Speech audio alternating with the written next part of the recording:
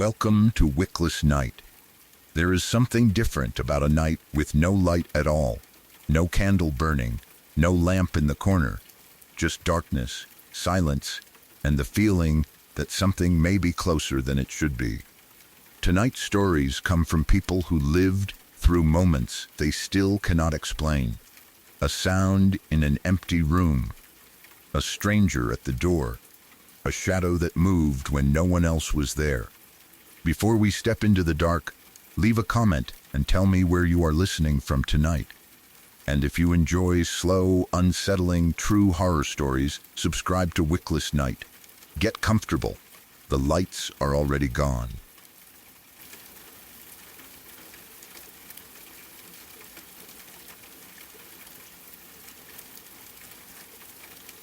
Back in 2005, I knew a girl who suddenly stopped answering my phone calls and text messages.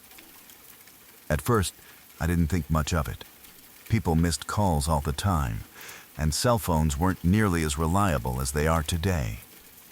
But after a while, I started getting worried, because it wasn't like her to disappear without saying anything. Eventually, she finally answered. The moment she picked up, I could tell something was wrong. She sounded scared and told me she was locked inside a guy's dorm room at UMBC. She wasn't joking, and she definitely wasn't calm. Hearing that immediately put me on edge. I asked what had happened, but before I could get much of an explanation, I ended up talking directly to the guy. The conversation turned into an argument almost instantly. I told him I was on my way to campus, and if he was keeping her there against her will, we were going to have a serious problem. At that point, I wasn't really thinking things through. I was just angry and wanted to make sure she was okay. I got in my car and headed toward UMBC. While I was driving, she called me again and said she had managed to get out of the room. She told me where she was, and I picked her up. Once I knew she was safe, I wanted to go find the guy and confront him face to face. Looking back now, that probably wasn't the smartest idea. But adrenaline has a way of overriding common sense. She stopped me. She told me not to do it. Her exact reason stuck with me, because it seemed unusual at the time. She said he was really creepy, and that she didn't want me going anywhere near him. Since she was finally safe, I listened to her. We left, and I assumed that was the end of it. It wasn't. A few days later, something happened that made the whole situation much more unsettling. Out of nowhere, the guy somehow found me on AOL Instant Messenger, AIM, back when practically everyone used it. He started sending me threatening messages. At first I figured he was just trying to intimidate me because of our argument. But then he began mentioning personal information about me. He knew my full legal name.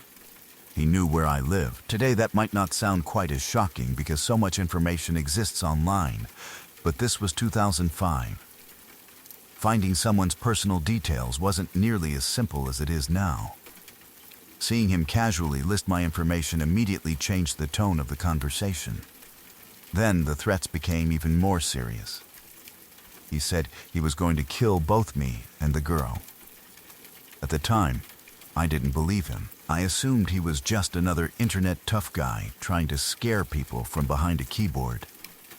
We had all seen people make ridiculous threats online, and I figured this was no different. Instead of backing down, I called his bluff. I told him that if he wanted to meet in person, I'd be ready. Looking back now, that was probably an incredibly reckless response. At the time, though, I honestly believed he was all talk. After that exchange, I never heard from him again. Life moved on. Then, only a few weeks later, I saw something on the news that completely changed the way I thought about the entire situation. A young woman had gone on a date with a man she met through MySpace. She never came home. Police eventually discovered that she had been murdered, Investigators later revealed that she had also been sexually assaulted, and the killer had attempted to mutilate her body in an effort to make identification more difficult. As details of the investigation were released, one name immediately caught my attention. It was the same guy. The same person who had locked my friend inside his dorm room. The same person who had argued with me over the phone. The same person who had tracked me down on AIM. The same person who had threatened to kill both of us. I remember staring at the news in complete disbelief. Suddenly, every message he had sent me felt different. Those weren't empty threats from some random internet troll. They had come from someone who was genuinely capable of extreme violence. The victim was identified as 21-year-old Leslie Ann Preer, and investigators arrested John Gaumer for the crime. During the investigation, authorities uncovered evidence linking him to the murder, and rather than face a possible death sentence at trial, he eventually pleaded guilty and accepted a sentence of life in prison without the possibility of parole. The media later referred to him as the MySpace Killer because he had met his victim through the social networking site. I still think back to that week from time to time. At the time, I felt frustrated because my friend wouldn't let me confront him. Now, I'm incredibly grateful she did. Had I gone looking for him that night, I have no idea how things might have turned out. It's impossible to know whether anything would have happened or whether it simply would have been another argument. But knowing what he eventually did to someone else makes it clear that he wasn't just an angry college student acting tough. He was a genuinely dangerous individual. It's also unsettling to think about how easily I dismissed his threats. Like a lot of people back then, I assumed that anyone making violent claims online was probably just trying to get attention. Most of the time, that assumption was true. This time, it wasn't. Those AIM messages seemed almost laughable when I first received them. After his arrest, I realized they could have been warning signs. The whole experience completely changed the way I look at online threats. Most people who make them never act on them, but every now and then, someone does. The difficult part is that you usually can't tell which is which until it's too late. Whenever I remember that story now, I don't think about the argument or the messages nearly as much as I think about how close my friend may have come to becoming another victim herself. She trusted her instincts, got out of that room, and insisted we leave instead of escalating the situation. That decision may have protected both of us. A few weeks later, another young woman wasn't nearly as fortunate. Knowing that someone who once threatened both of us would soon go on to commit such a horrific crime is something that stayed with me ever since. It's one of those moments that permanently changes the way you think about danger, intuition, and the people we sometimes underestimate.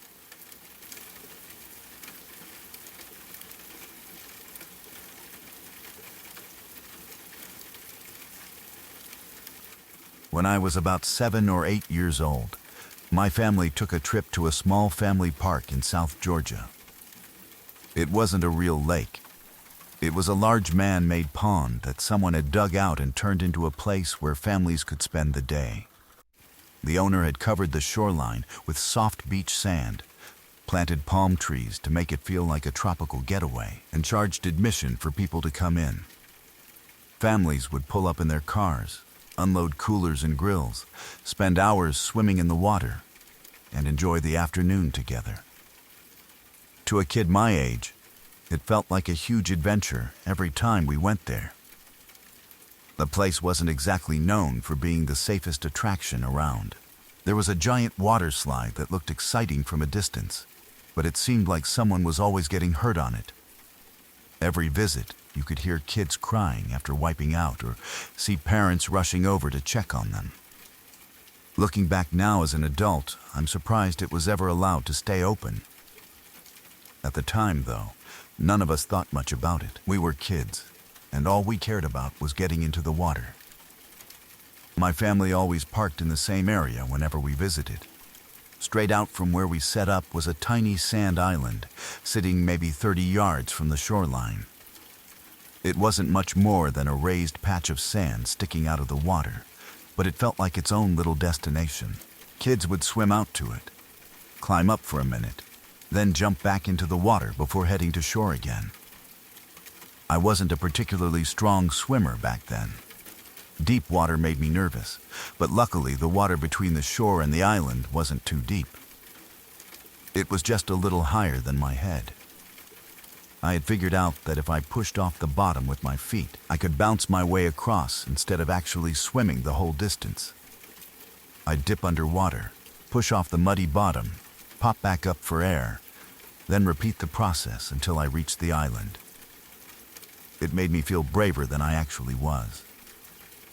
One afternoon, I decided to head out there again like I had done before. Everything seemed completely normal. Families were laughing, people were grilling food, children were splashing around, and the whole place had that loud, happy summer atmosphere. I started bouncing across the water toward the island. Then something happened that I have never been able to forget. As I pushed off the bottom with one foot, it landed on something that immediately felt wrong. It wasn't a rock. It wasn't a log. It wasn't soft mud either. For just a split second, it felt exactly like I had stepped on someone's face.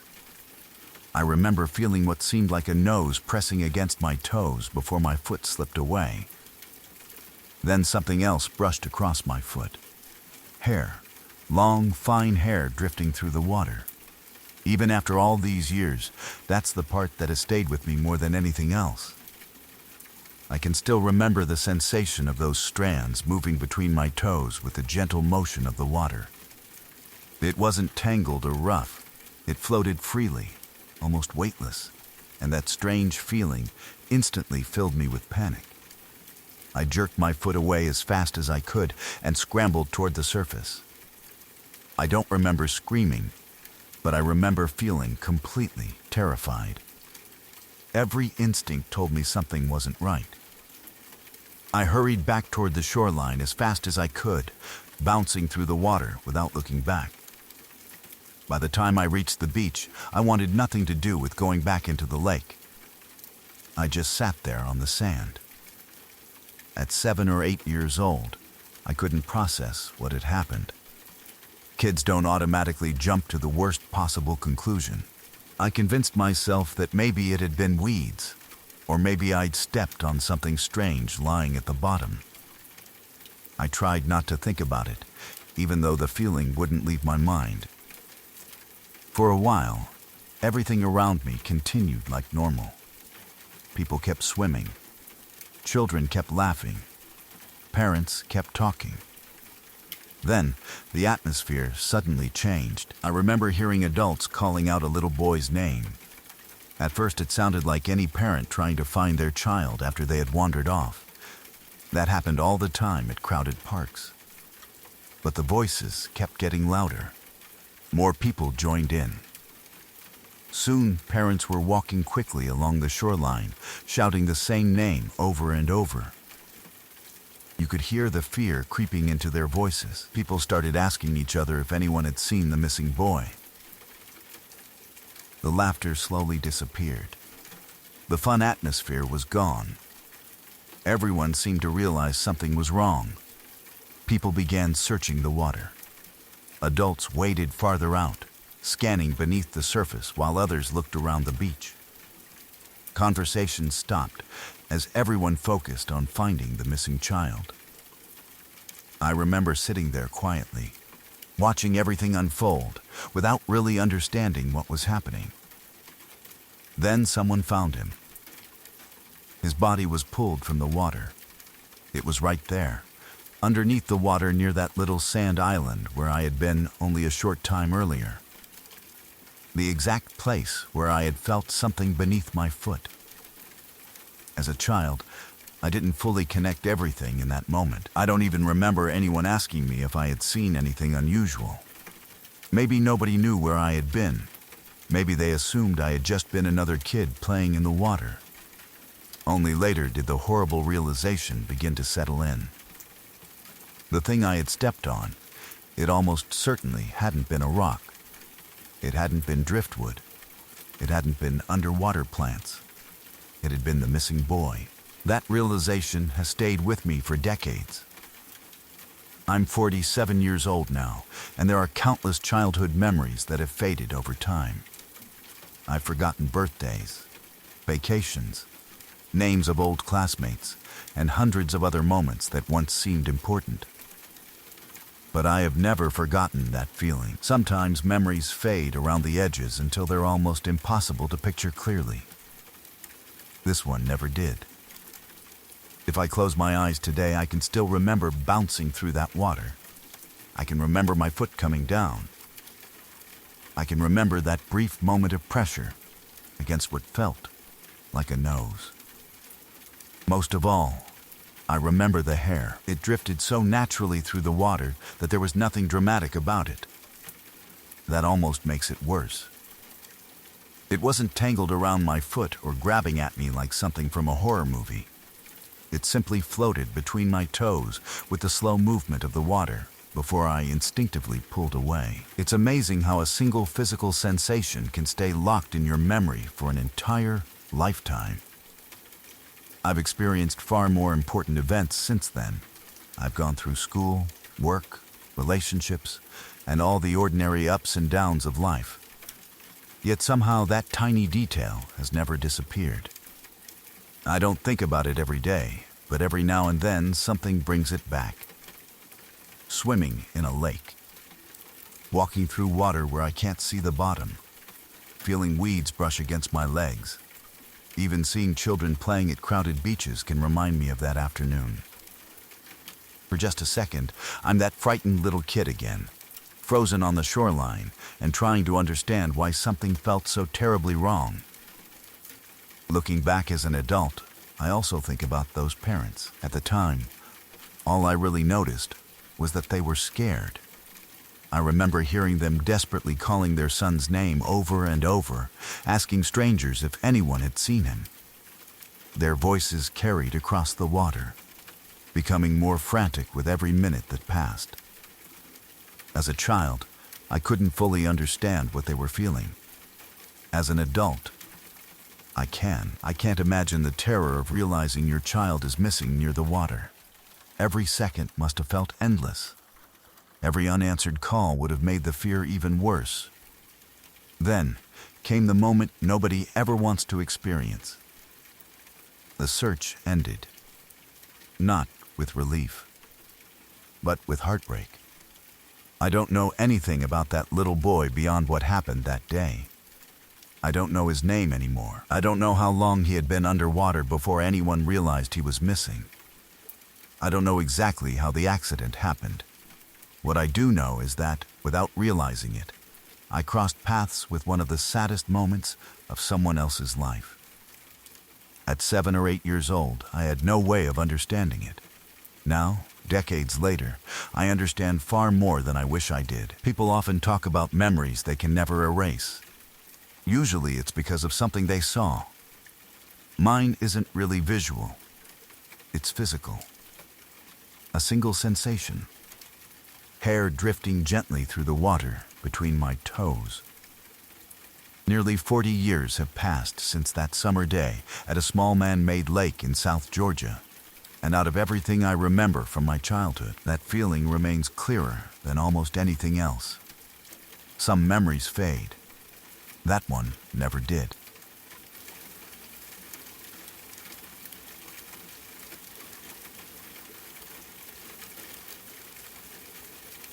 For years, a woman from North Carolina carried a strange childhood memory that never made sense to her. It wasn't a clear memory or a complete story, just a brief image that would occasionally resurface, no matter how hard she tried to ignore it. She remembered being very young, around 5 years old, and somehow seeing her father's face inside the family's old outdoor privy. The memory felt impossible. As far as she had always been told, her father had simply abandoned the family when she was a little girl. Everyone accepted that explanation, and as the years passed, she learned to live with it. Still, that strange image never completely disappeared. Every now and then it would flash through her mind, leaving her confused because it didn't fit the story she had grown up believing. As an adult, she eventually began seeing a therapist. During counseling, she mentioned the recurring memory, explaining that she had never been able to understand why it continued to haunt her. According to accounts of the case, her therapist suggested hypnosis, or hypnotic regression, as a way to explore whether the memory represented something meaningful, or whether it was simply her mind trying to make sense of early childhood experiences. During those sessions, additional memories reportedly began to surface. One memory stood out more than the others. She recalled waking up during the night and walking into the family's kitchen. There, she remembered seeing her mother on the floor, cleaning up what appeared to be blood. According to her recollection, her mother immediately became angry after realizing she was awake and ordered her to go straight back to bed. For decades, those memories had remained buried or fragmented. On their own, they didn't prove anything. Childhood memories, especially ones recovered many years later, can be unreliable, and investigators generally treat them with caution. Still, the details were unsettling enough that they eventually drew the attention of local law enforcement. By that point, the woman's mother was still living on the same family farm. As more details emerged from the woman's recollections, investigators reportedly began comparing them with the family's history. Eventually, they believed there was enough information to justify taking a closer look at the property. Authorities obtained a search warrant. One of the places they focused on was the location where the old outdoor privy had once stood decades earlier. When investigators began digging beneath the site, they made a shocking discovery. Human remains were found buried where the old privy had been. The remains were identified as the woman's father. According to reports from the time, investigators believed his body had been dismembered before being placed into the pit, likely because that was the only practical way to conceal him inside such a confined space. The discovery completely changed the family's story. For decades, everyone had believed, or had been told, that the father had abandoned his wife and children without looking back. Instead, investigators now believed he had never left the property at all. He had allegedly remained there the entire time, hidden beneath the old privy while decades passed overhead. The case quickly became major local news. This all happened before the internet and social media, so people followed each development through newspapers and television reports. Every new article revealed another piece of the mystery, and residents closely watched to see whether prosecutors would move forward with criminal charges. The investigation raised countless questions. What had actually happened all those years earlier? Had the killing been planned, or had it resulted from a violent argument? Had anyone else known the truth? How had such a secret remained hidden for so many decades? Authorities continued trying to reconstruct events that had allegedly taken place many years before. Witnesses had aged, memories had faded, and much of the physical evidence had long since disappeared. Prosecutors faced the difficult challenge of determining whether there was enough remaining evidence to successfully bring the case to trial. Then, before those questions could be answered in court, the story took another tragic turn. According to reports, the elderly mother, who was in her 70s by that time, left the farmhouse one day carrying a pistol. She drove out to a remote area of the family property. There, she died from what authorities determined was a self-inflicted gunshot wound. Her death effectively ended any possibility of a criminal prosecution. With the primary suspect gone, many of the questions surrounding the case would likely never receive definitive answers. Even today, the story continues to circulate because it combines several extraordinary elements into one case: a decades-old disappearance, a childhood memory that resurfaced years later, the discovery of hidden human remains on a family farm, and an investigation that ended before it ever reached a courtroom. At the same time, it's worth remembering that recovered memories, especially those obtained through hypnotic regression, are considered controversial. Modern psychologists and legal experts generally advise treating such memories with caution, because hypnosis can increase confidence in memories without necessarily increasing their accuracy. For that reason, investigators typically rely on physical evidence and independent corroboration rather than hypnosis alone. In this case, the excavation of the old privy reportedly provided the physical evidence that transformed what had once been only a disturbing childhood memory into a homicide investigation. Whether every detail of the woman's recollections was accurate may never be known. What is known is that investigators found her father's remains exactly where they eventually decided to search. The discovery revealed that a man who had supposedly walked away from his family decades earlier had, in reality, never left the farm at all. His disappearance had remained a mystery for years, hidden beneath the ground in a place few people would ever think to look, until one daughter's fragmented childhood memories led investigators back to the property and uncovered a secret that had been buried for decades.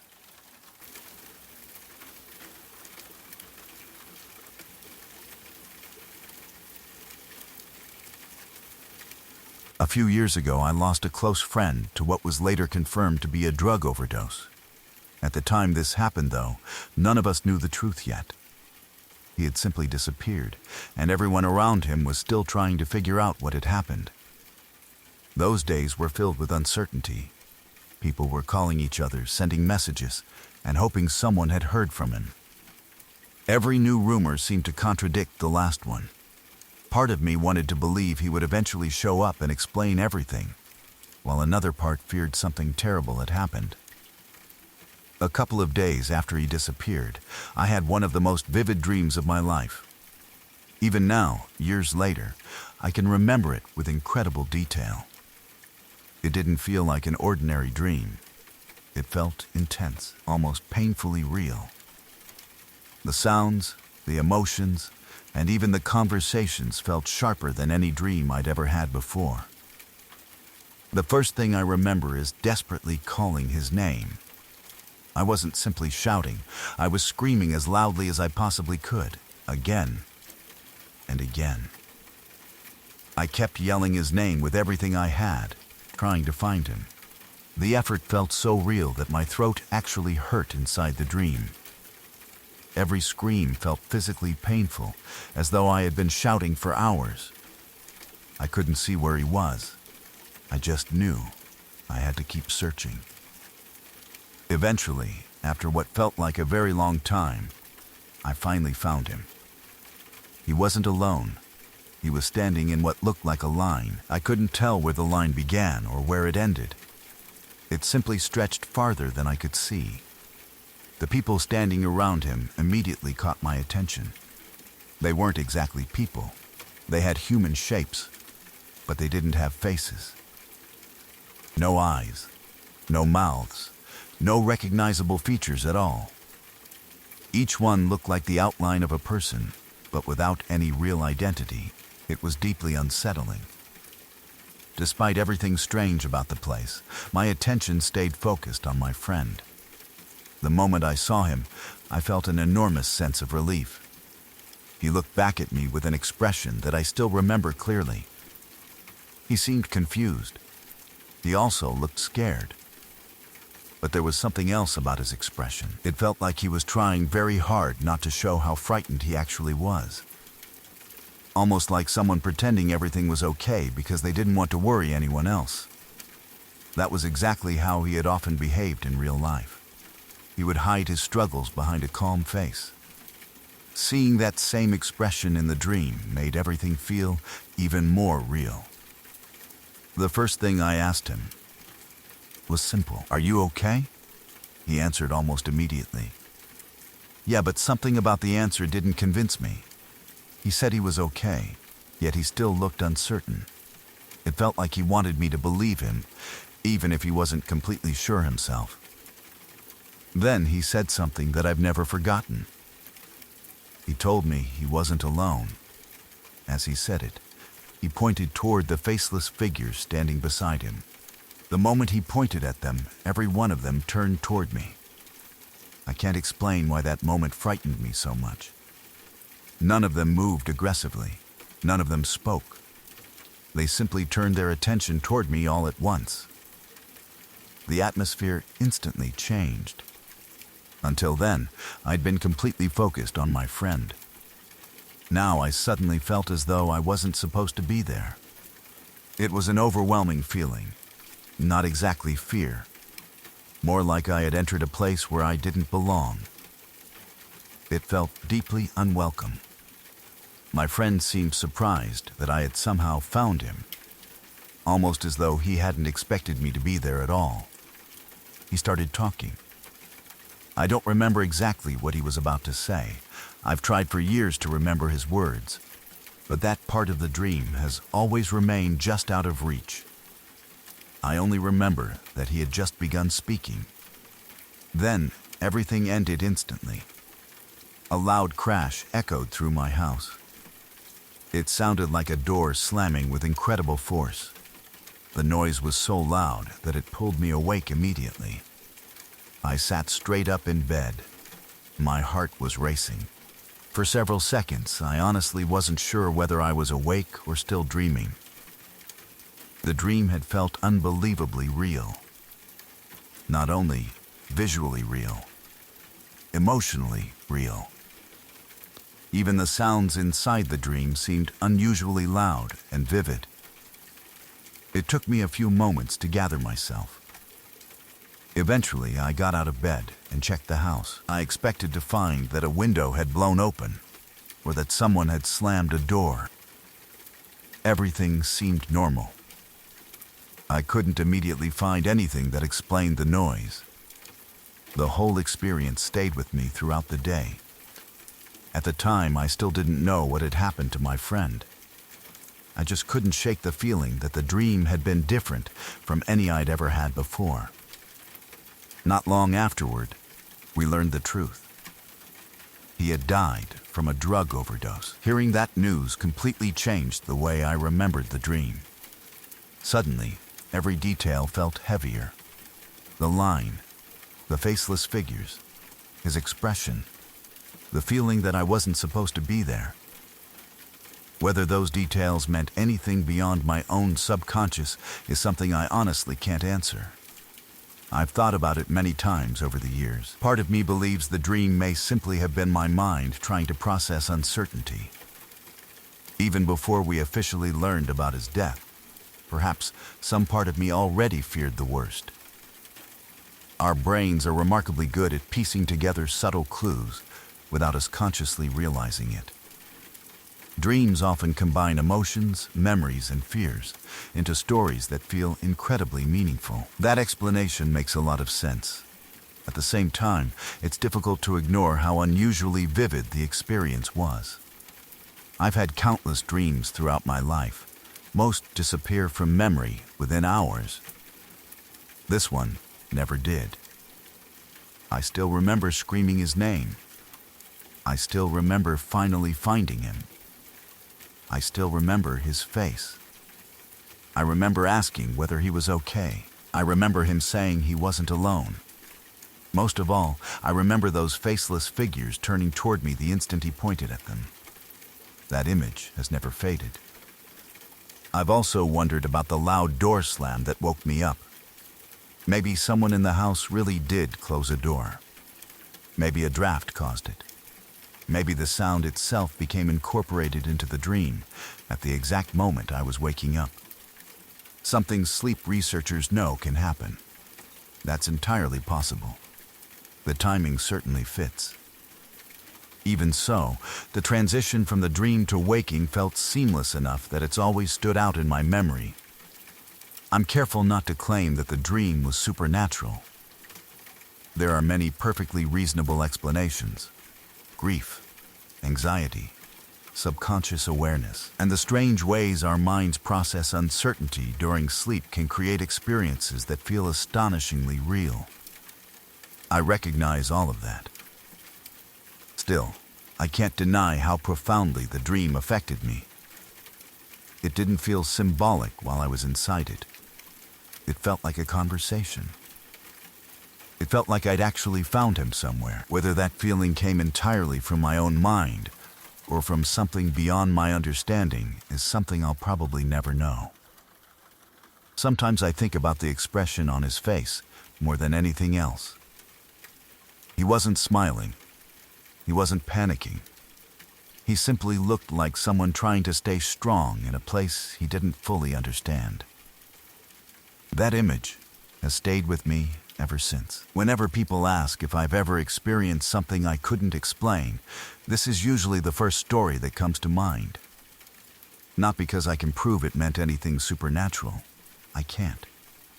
Maybe it was simply the mind's extraordinary ability to prepare us for painful news before we're consciously ready to accept it. Or maybe it was one final encounter with someone I cared about before learning the truth.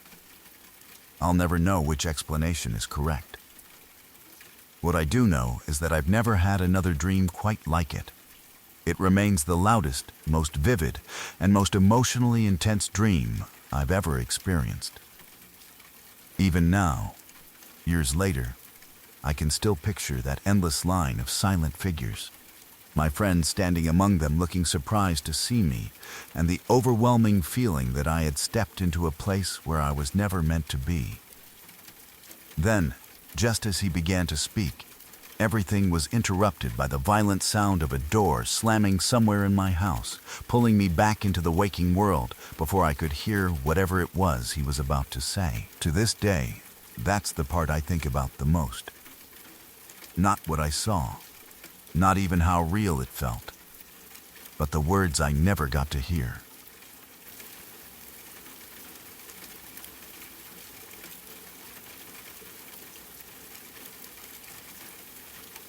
The strangest experience I've ever had happened on the night my dad passed away.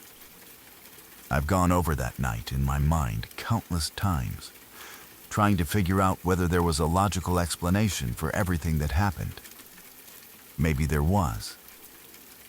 Old houses can behave in strange ways, and grief can make certain moments feel even more significant. Still, even after all these years, I can't completely explain what my mom and I experienced.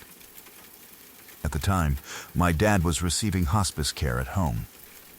His health had declined to the point where staying in familiar surroundings was the best option for him, so we had moved his bed into the living room on the ground floor. It made caring for him much easier since he no longer had to deal with stairs. The house itself was incredibly old. It was a Victorian-style home that had been built sometime in the 1800s. Like many houses from that era, it had beautiful hardwood floors, tall ceilings, thick wooden doors, and all the little quirks that come with a building that's been standing for more than a century. It was also very drafty. You could often feel cold air moving through parts of the house even when all the windows were closed. Doors would occasionally shift on their own, and the old wood seemed to creak constantly. We were used to those kinds of noises, and after living there for a while, they barely caught our attention anymore. That evening, my mom and I were upstairs cleaning while my dad rested downstairs in the living room. We wanted to get a few things done while everything was quiet. Earlier in the day, we had taken one of the interior doors off its hinges and leaned it against a doorway to block off part of the space. It wasn't secured with anything. It was simply resting against the frame, although it seemed stable enough that neither of us expected it to move. The door itself was solid wood. It was extremely heavy. If something like that were to fall onto hardwood flooring, it wouldn't be a quiet event. It would create an enormous crash that would probably echo throughout the entire house. While we were upstairs, however, we didn't hear anything. No loud bang. No sound of wood striking the floor. No noise that suggested anything unusual had happened downstairs. Eventually, we finished cleaning and headed back downstairs. As soon as we reached the first floor, we both noticed something immediately. The heavy wooden door that had been leaning against the doorway was now lying flat on the hardwood floor. For a moment, neither of us said anything. We just stared at it. The first thing that crossed my mind wasn't that it had fallen. It was wondering how in the world we hadn't heard it. A door that heavy should have made an incredible amount of noise when it hit the floor. Instead, there had been complete silence. That wasn't the only strange part. Our cat had been sleeping on a chair right beside my dad's bed the entire time. Normally, if something that heavy crashed onto a hardwood floor nearby, I would have expected him to bolt across the room, or at least wake up in surprise. Instead, he hadn't reacted at all. He was still peacefully lying there, as though nothing unusual had happened. That detail has always stayed with me, curious. My mom and I started walking around the house to see if anything else was out of place. Since the house was known for being drafty, we wondered if perhaps a strong gust of air had somehow knocked the door over. As we checked the downstairs rooms, we discovered something else. The basement door was standing wide open. It looked as though it had been blown open. That immediately caught our attention because the basement door was usually kept closed. Seeing it open at the same time the heavy wooden door had somehow ended up on the floor made the whole situation feel even stranger. We didn't know what to make of it. Maybe the drafts in the house had created enough pressure to move both doors. It sounded possible, even if it seemed unusual. There wasn't much else we could do except continue focusing on my dad. About 30 minutes later, he passed away. No matter how much time you have to prepare for losing someone, the moment it actually happens is incredibly difficult. The house became very quiet afterward. There was a silence that felt almost overwhelming. Wanting some support, I called a close friend and asked if they could come over. I didn't want my mom and me to go through the rest of the evening alone. After making the call, we stayed together in the living room where my dad had spent his final moments. We sat quietly, waiting for my friend to arrive. Not long afterward, we heard knocking. It sounded exactly like someone knocking on the front door. Both my mom and I looked toward the entrance at the same time. We assumed my friend had arrived much sooner than expected. I got up immediately and walked to the front door. When I opened it, there was nobody there. The porch was empty. The yard was empty. There wasn't anyone walking away. I looked around for a few moments before closing the door again. As I walked back toward the living room, the knocking started again. Only this time, it seemed different. Instead of clearly coming from the front door, it almost sounded as though it was moving through the house. The sound seemed to come from different directions. It was difficult to pinpoint exactly where it was coming from. Both my mom and I heard it. We even looked at each other, because we each thought the other was hearing the same thing. It wasn't just me imagining it. Eventually, my friend really did arrive. This time there was an actual knock at the front door, followed by someone waiting outside. But the earlier knocking remained completely unexplained. To this day, that's still the strangest experience I've ever had in that house. Part of me has always believed it was my dad's way of saying goodbye one last time. I know there's no way to prove something like that.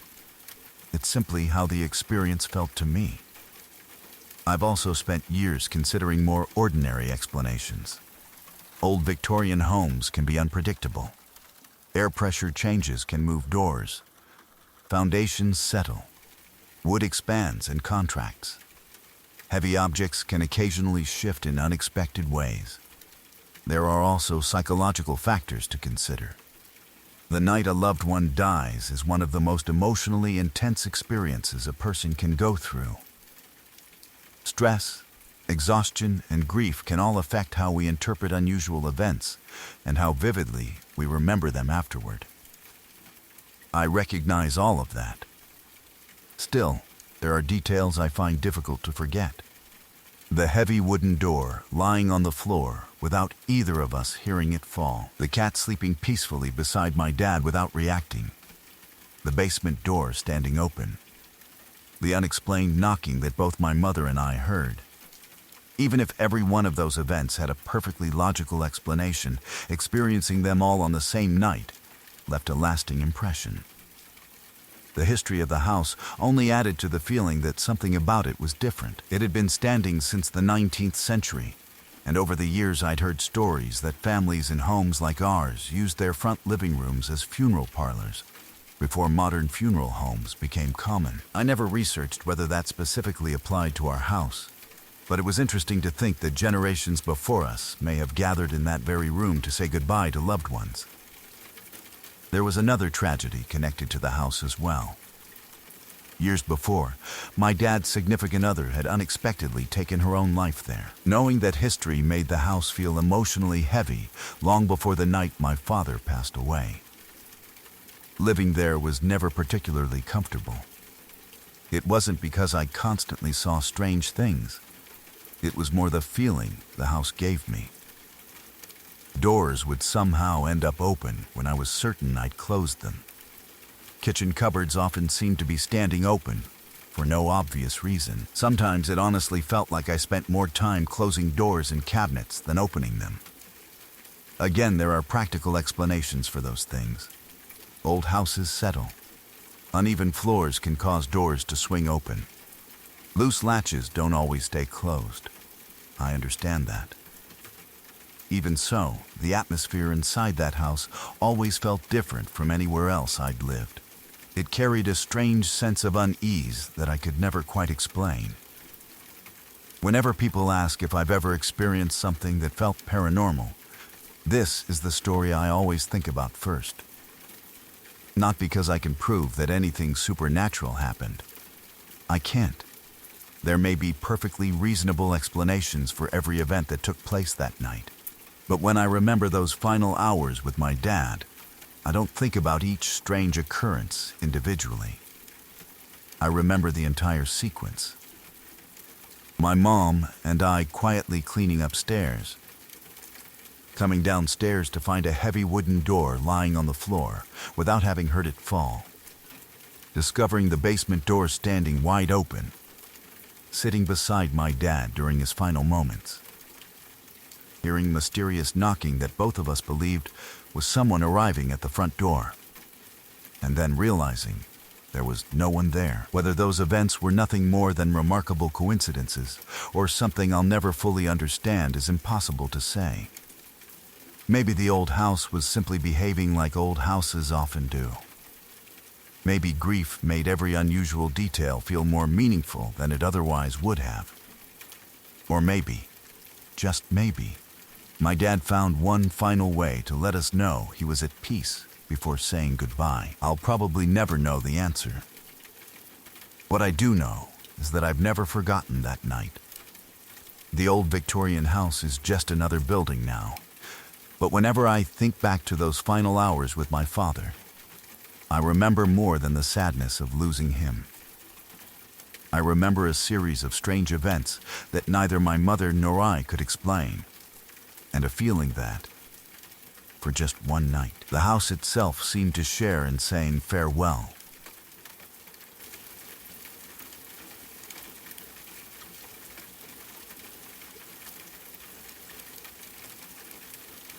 When I was growing up, my mom worked in a prison. She wasn't a correctional officer or a guard. She worked in the education department, teaching inmates and helping them earn qualifications while they served their sentences. Even though she wasn't directly responsible for security, her job still meant she spent every day around people who had committed some truly terrible crimes. As a kid, I never really understood what that meant. To me, it was just where my mom went to work every morning. One thing always stood out from that time, though. For a while, my mom suddenly became very strict about how my sister and I wore our hair. She wouldn't let either of us wear it in ponytails anymore. If our hair was long, she insisted we leave it down whenever we went out.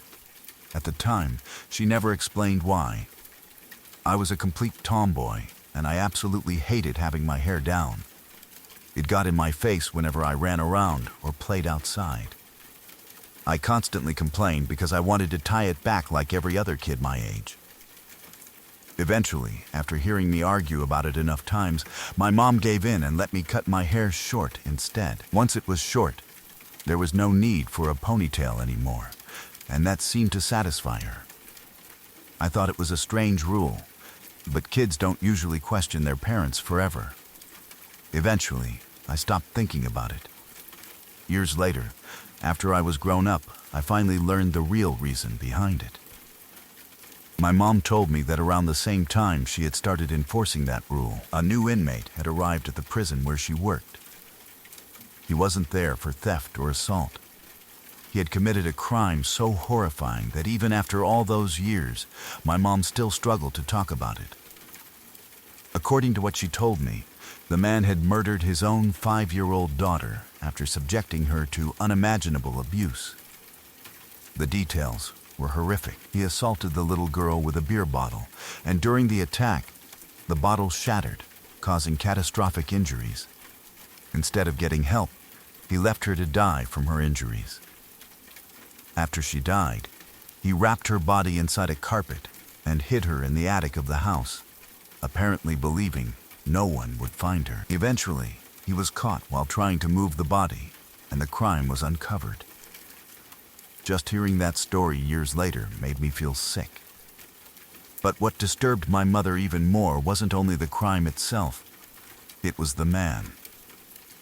Because of her job in the prison's education department, she occasionally had interactions with inmates during classes or educational programs. She wasn't friends with them, of course, but she couldn't completely avoid hearing them talk.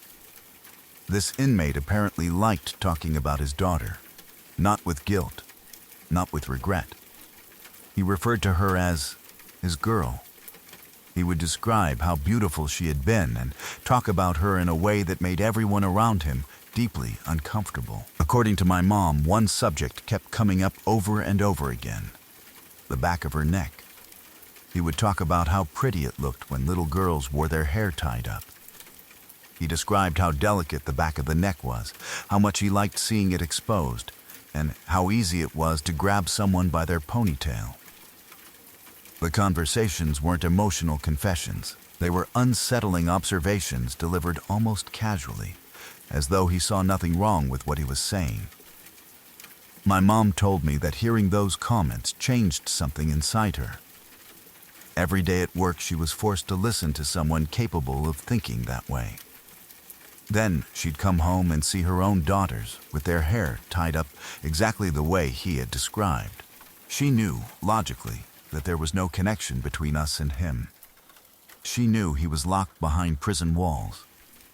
But emotions don't always follow logic. She simply couldn't stand looking at us wearing ponytails anymore. It wasn't because she believed we were in danger from that particular inmate. It wasn't because she thought hairstyles actually caused harm.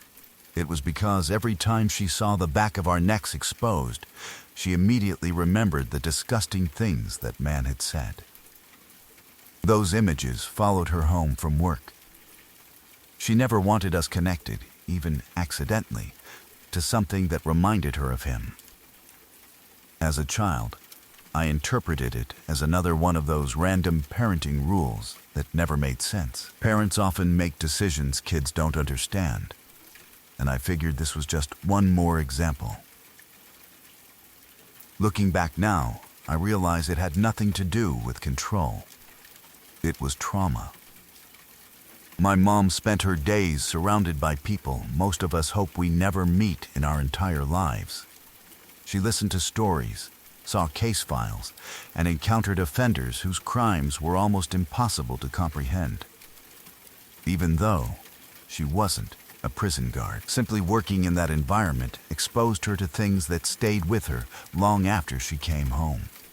I imagine she tried her best to leave work at work.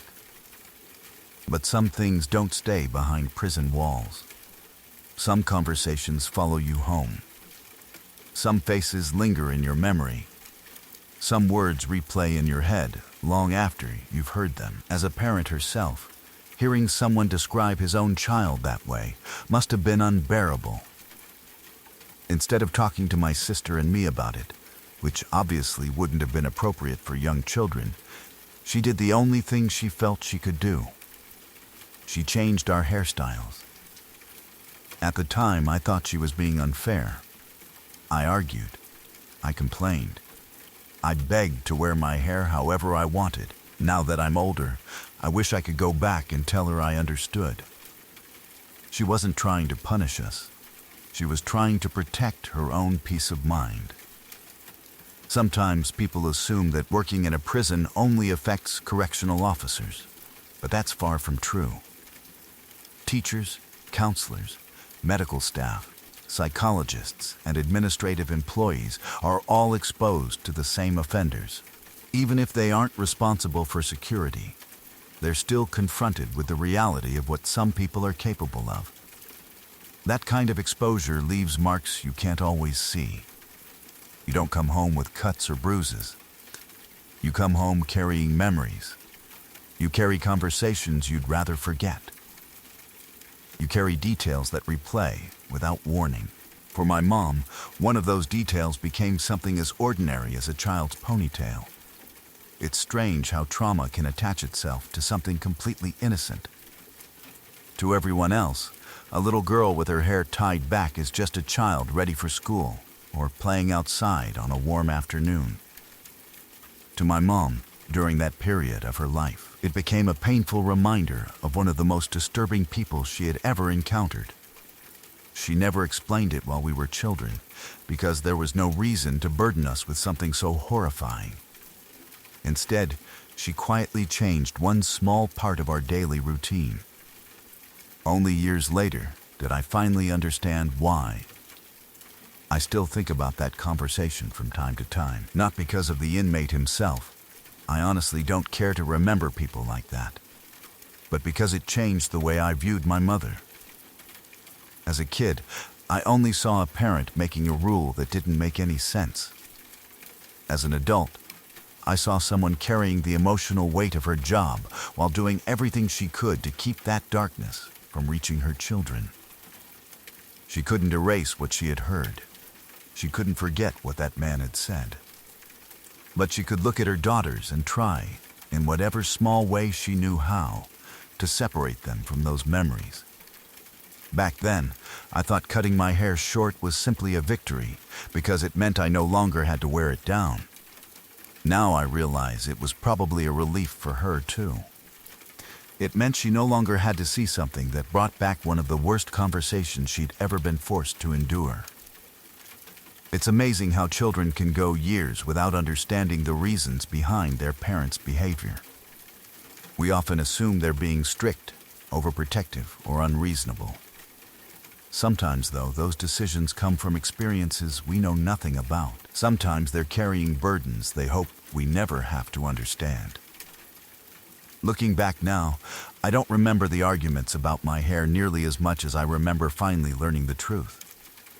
And once I knew the reason, that simple childhood memory stopped being about hairstyles altogether. It became a reminder that some jobs leave emotional scars no one else can see. And sometimes the smallest changes people make at home are their quiet way of coping with things they wish they had never witnessed in the first place.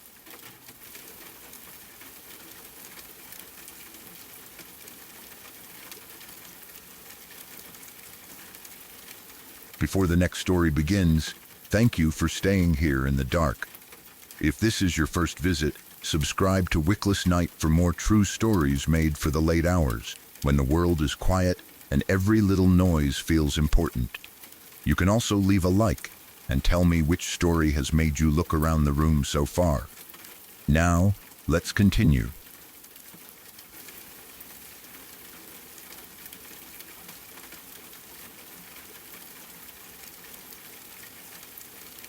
When I was about 4 years old, I lived in a house where my bedroom was right across the hall from the bathroom. I was very young, so a lot of my memories from that time are blurry or broken into small pieces, but this one has always stayed with me. It was one of those memories that feels too clear in one part and too strange in another. I do not remember every detail of the house, every piece of furniture, or everything that happened before and after. But I remember the hallway. I remember getting up in the middle of the night. I remember needing to go to the bathroom. And I remember the laugh from downstairs. At that age, the world feels much bigger than it really is. A hallway at night can feel long, even if it is only a few steps.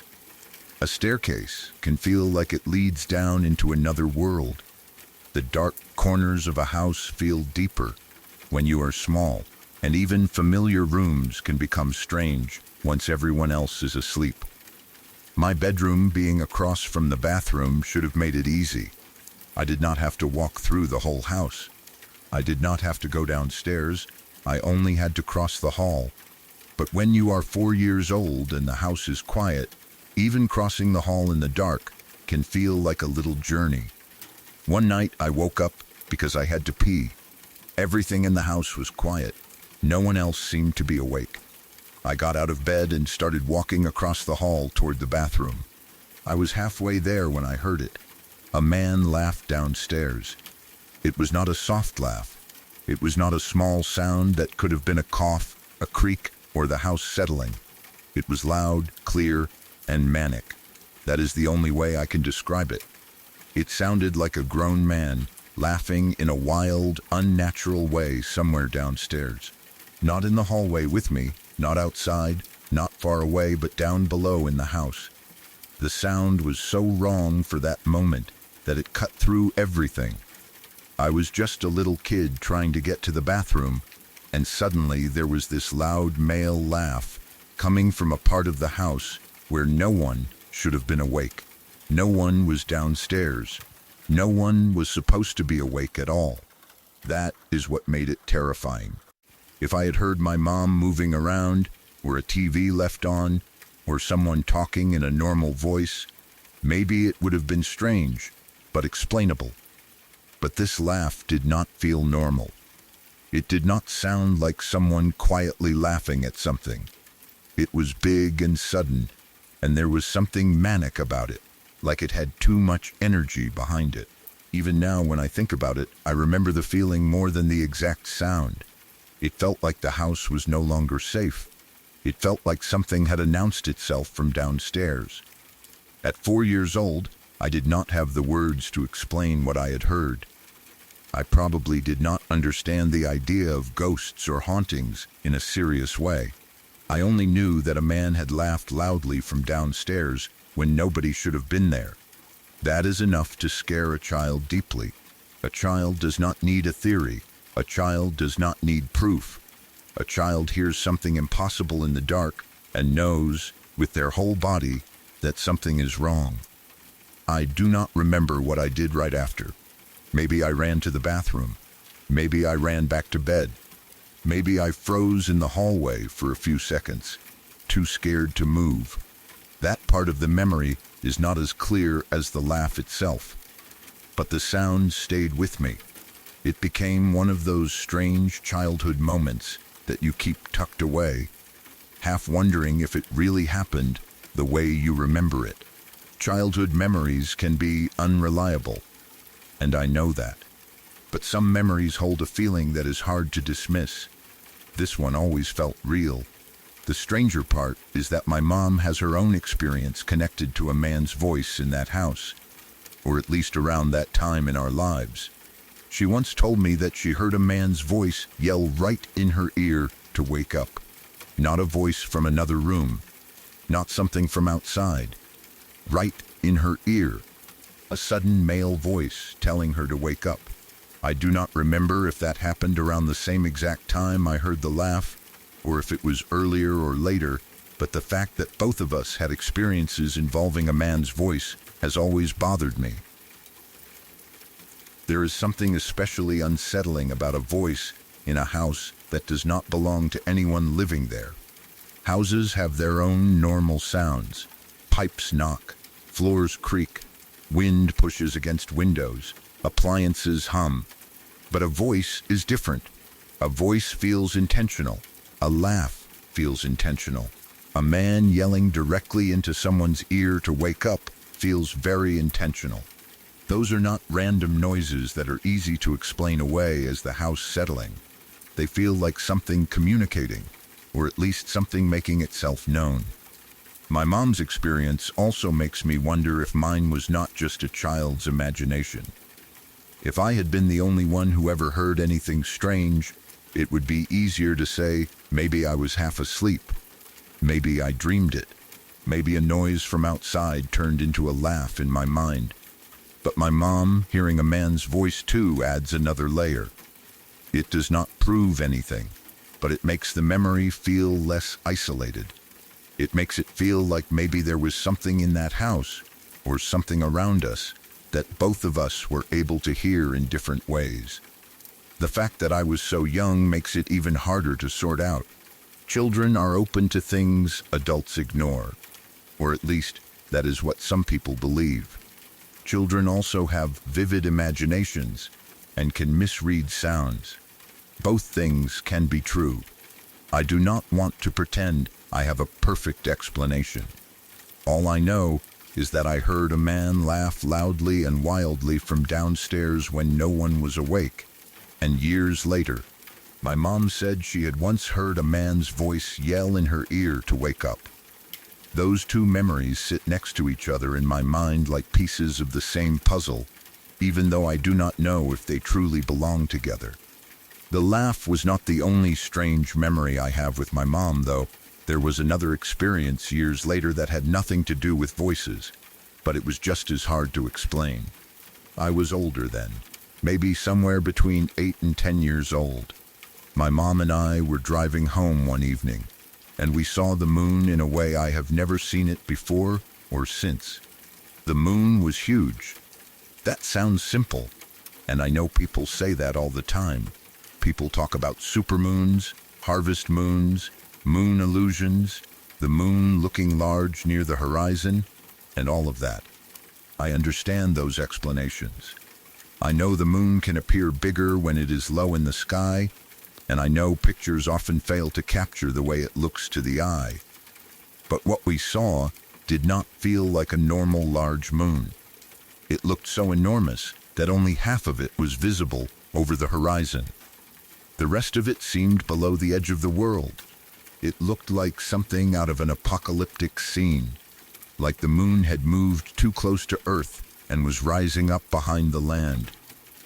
It was not just pretty, it was disturbing. My mom saw it too. That matters to me because this was not a private experience, not something I saw alone and later wondered if I had exaggerated. She remembers it. She still says she remembers it. We were both in the car, both looking at the same sky, both seeing the moon so large that it felt wrong.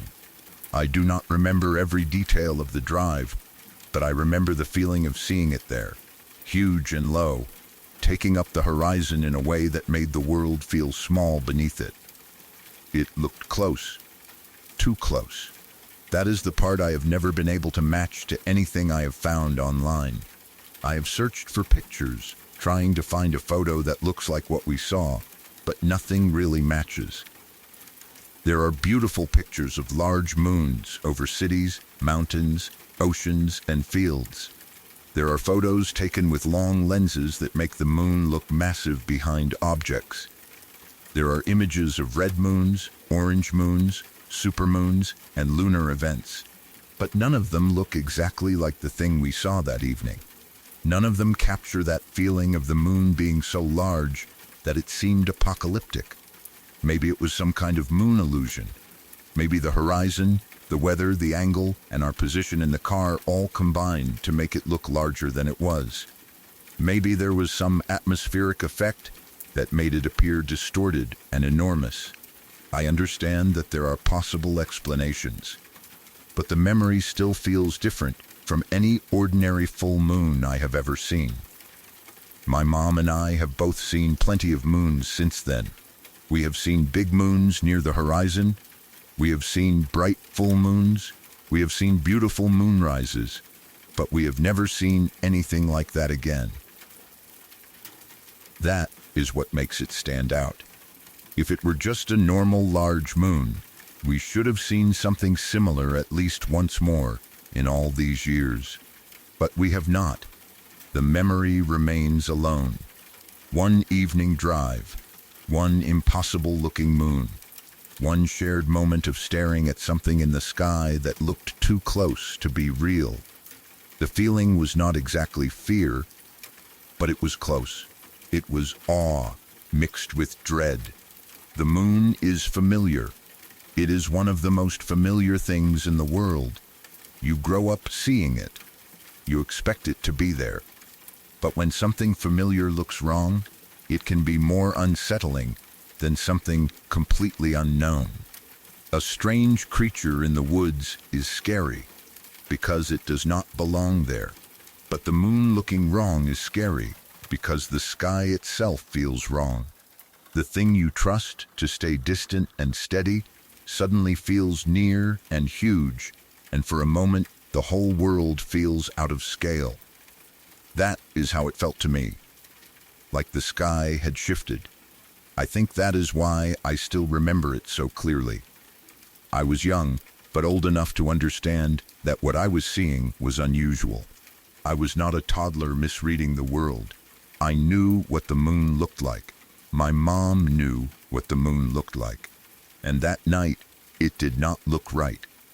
It looked enormous, low, and close, with only half of it showing over the horizon like the rest of it was hidden behind the edge of the earth. Years later, when I think about that moon and the man's laugh, I wonder if there is some connection between my experiences and my mom. Not necessarily a direct connection between the two events, because they are very different. One was a voice in a house at night when I was 4. The other was a strange sight in the sky years later while driving with my mom. But both involve me and my mom in some way. She had her own experience with a man's voice. She was with me when we saw the huge moon. She remembers it too. That makes me wonder if maybe my mom is somehow enabling my experiences, or if we share some kind of sensitivity to strange things. I do not know if enabling is the right word, but it is the word that comes to mind. Maybe being around her made certain things easier to notice. Maybe she had experiences first, and I picked up on them. Maybe the house had something in it, and both of us heard it because we were both there.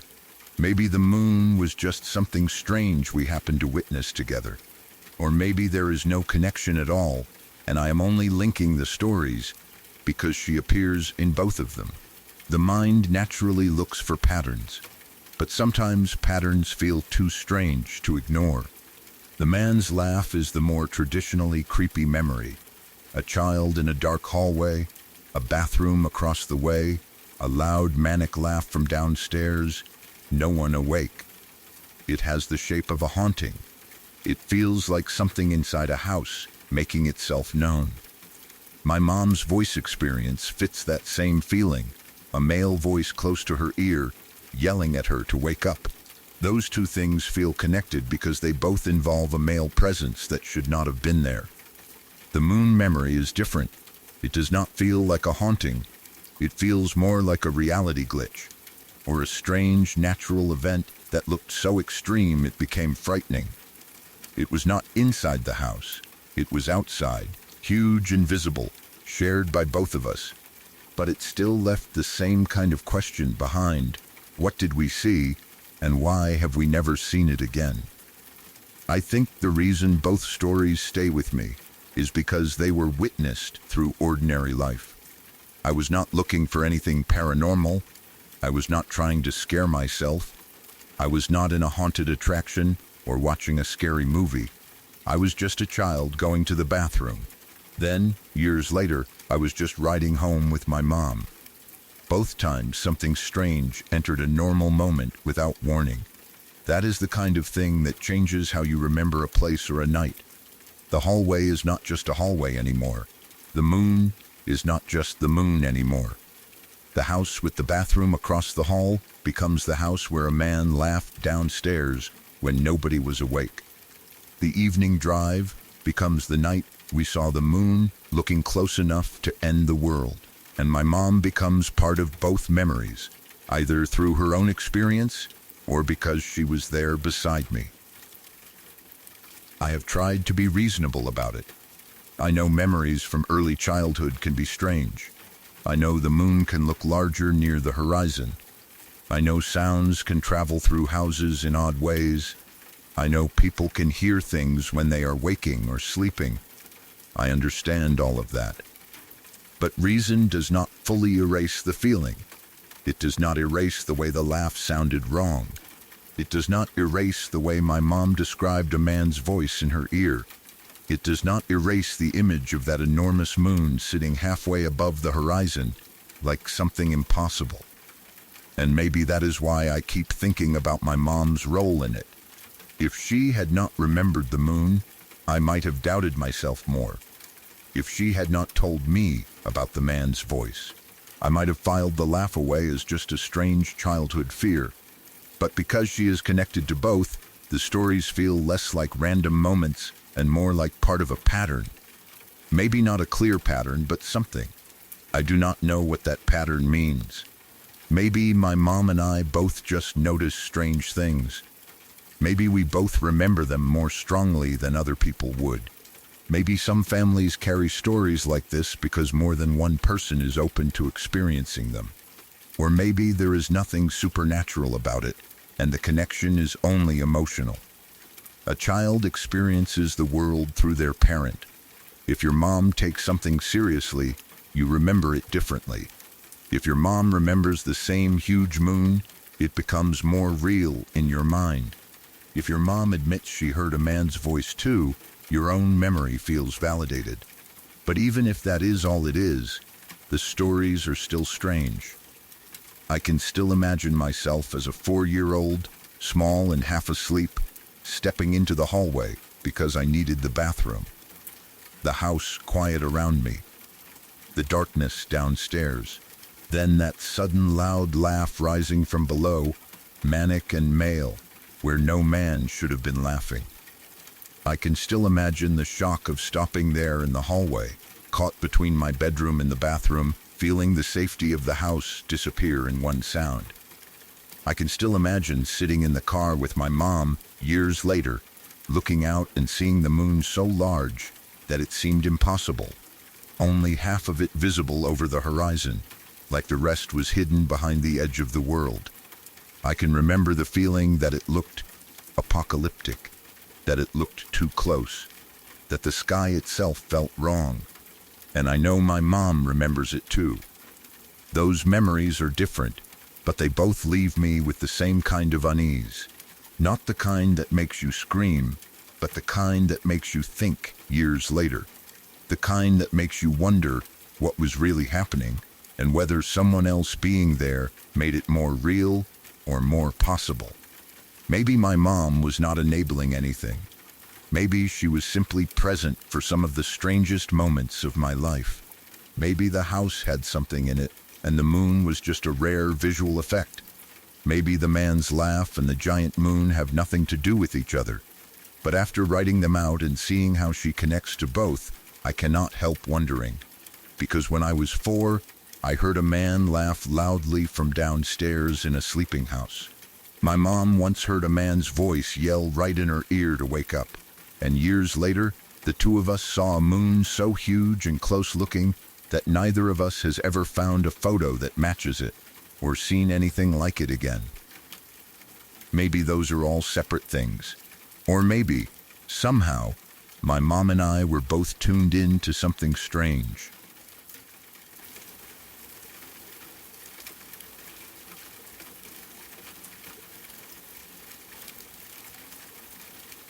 A few years ago, one of my friends and I decided to rent a duplex together. It seemed like the perfect arrangement at the time. The place had plenty of character, enough space for both of us, and it was surprisingly affordable. The building itself was old, very old. It had been standing for well over 100 years, and you could tell the moment you walked inside. The original woodwork was still there. The floors creaked with almost every step, and the walls had that unmistakable feeling that only historic buildings seem to have. Like many old homes, it made noises that newer houses simply don't. Pipes clicked. Floorboards settled. Doors shifted slightly with changes in temperature. Most of the time, we didn't think much of it. We joked that the house was just showing its age. Our bedrooms were on different levels. My roommate had the bedroom upstairs on the second floor, while I stayed in the bedroom downstairs. For the first little while, everything was perfectly normal. Then one night, something happened that neither of us forgot. I don't remember exactly what time it was, but it was already late and we'd both gone to bed. I was downstairs, either asleep or just about to fall asleep, when I suddenly heard someone coming down the stairs much faster than usual. A moment later, my bedroom door opened. It was my roommate. She looked genuinely shaken. She wasn't laughing. She wasn't trying to scare me. She looked honestly frightened. After she managed to calm down enough to speak, she told me what had happened. She said she had been lying in bed when she suddenly felt the unmistakable sensation of someone climbing into bed beside her. Not simply the mattress shifting, not the house settling. She described it as feeling exactly like another person physically getting into bed. She felt the movement. She felt the weight. It was enough to make her jump up and run downstairs immediately. Hearing her describe it gave me chills. At the same time, I tried to think of ordinary explanations. Old mattresses can shift unexpectedly. Our minds can misinterpret sensations when we're drifting off to sleep. There are well-documented sleep phenomena where people experience incredibly realistic physical sensations while transitioning between sleep and wakefulness. I know that now. But in that moment, seeing how frightened she was made it difficult to dismiss her experience outright. Rather than simply telling her it was her imagination, I decided to go upstairs with her. Looking back, this may not have been my smartest decision. At the time, I had recently started learning about tarot cards. I was still very much a beginner. I knew enough to perform simple readings, but not enough to fully understand everything I was doing. I also didn't have much sense of self-preservation when it came to things that might be considered paranormal. Instead of leaving well enough alone, I grabbed my tarot deck and followed her upstairs. The room itself looked completely ordinary. Nothing appeared out of place. The bed looked exactly as it always had. The air didn't feel noticeably different. Everything seemed perfectly normal. Still, because of what my roommate had described, I decided to do something that, in hindsight, was probably driven more by curiosity than wisdom. I sat down with my tarot cards. Half joking and half serious, I spoke aloud. I asked whether there was any spirit present that wanted to communicate. Again, I realize how strange that probably sounds. Whether someone believes tarot is a meaningful spiritual practice, a psychological tool, or simply a deck of symbolic cards, I understand there are many different perspectives. At the time, though, I was curious. I shuffled the deck. Then I pulled the first card. Death. For anyone unfamiliar with tarot, the death card isn't usually interpreted as predicting a literal death. More often, it's associated with endings, transformation, and major change. Even knowing that, seeing it appear first in that particular situation immediately caught my attention. Trying not to overreact, I pulled a second card. The Devil. That stopped me in my tracks. Like the death card, the devil has symbolic meanings that don't necessarily refer to anything supernatural. It often represents temptation, unhealthy attachments, fear, or feeling trapped, rather than an actual evil presence. Still, considering the question I just asked and what had happened only minutes earlier, the combination felt incredibly unsettling. Even if you don't believe tarot cards have any supernatural significance, it's hard to deny that drawing those two cards back to back in those circumstances makes for a memorable coincidence. I remember looking over at my roommate. She looked just as unnerved as I felt. Neither of us really knew what to say after that. I don't remember trying to continue the reading.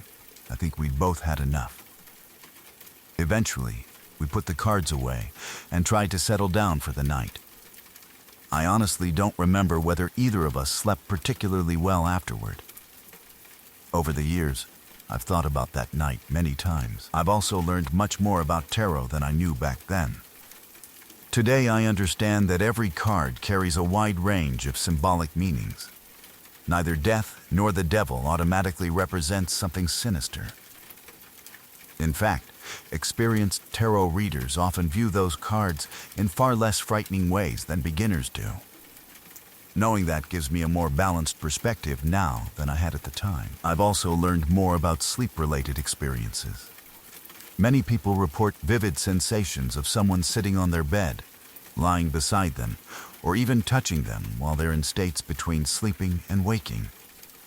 These experiences can feel astonishingly real and are often associated with sleep paralysis or related sleep phenomena. That's another entirely reasonable explanation. It's certainly possible that my roommate experienced something along those lines without realizing it. At the same time, it's also true that our tarot reading happened exactly as I remember it. The first two cards I drew were Death and the Devil. Whether that was pure coincidence, subconscious pattern recognition, or something more meaningful depends entirely on how someone chooses to interpret tarot. I don't claim to know the answer. Looking back now, I can laugh a little at my younger self. If someone told me today they believe there might be a spirit in their bedroom, my first instinct probably wouldn't be to walk upstairs carrying a deck of tarot cards and start asking questions. At the time, though, curiosity got the better of me. I genuinely wanted to know whether anything unusual was happening. Instead, I walked away with an experience that has stayed in my memory ever since.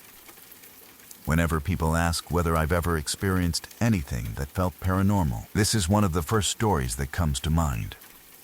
Not because I can prove anything supernatural occurred. I can't. There are perfectly reasonable explanations for both my roommate's experience and the tarot reading.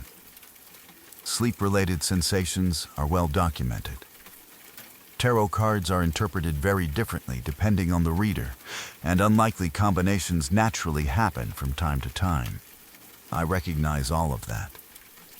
Even so, it's difficult to forget the atmosphere of that night.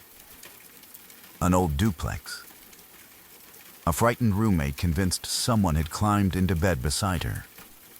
A beginner with a tarot deck asking questions they probably shouldn't have been asking. And the first two cards appearing one after the other.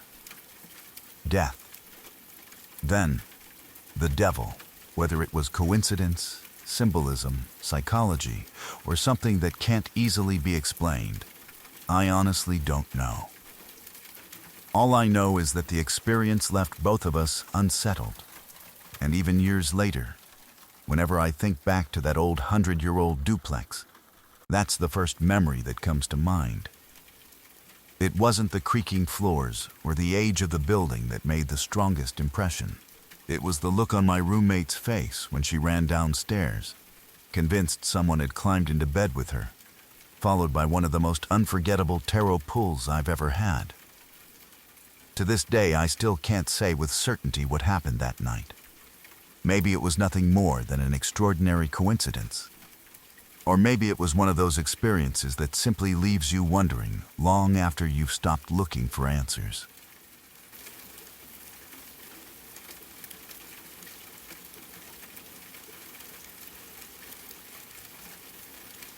I was 17 years old when something happened that I've never been able to explain. It took place not long after my grandfather passed away, during a time when my entire family was still adjusting to the loss. His death had affected all of us in different ways. The house felt quieter than usual. and there was a heaviness that seemed to linger for weeks afterward. Looking back now, I know grief can influence the way we think, feel, and even perceive the world around us. At the time, though, I wasn't thinking about any of that. To me, it was just another ordinary morning. It was sometime in June, and because summer was beginning, the sun was already rising fairly early. My alarm was set for 7 o'clock, but I often woke up naturally a few minutes before it went off. That morning was no different. I was in that strange state between sleeping and being fully awake. Not dreaming exactly, but not completely conscious either. As I slowly became more aware of my surroundings, I had an overwhelming sense that someone was standing in my bedroom.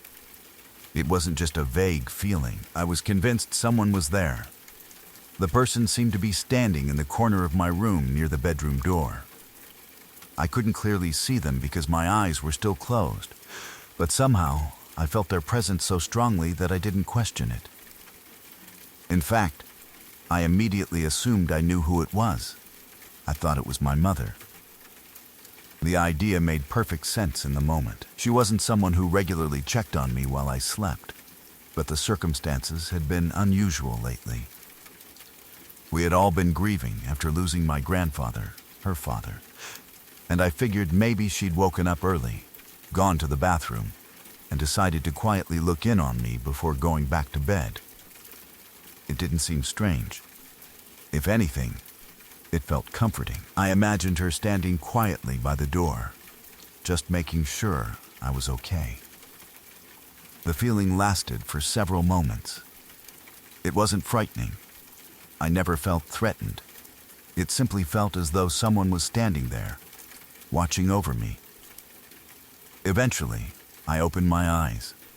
The room was already beginning to fill with the soft light of early morning. Because it was June, there was enough daylight coming through the window that I could see almost everything clearly. I turned toward the corner where I believed my mother was standing. No one was there. The corner was completely empty. For a second, I simply stared.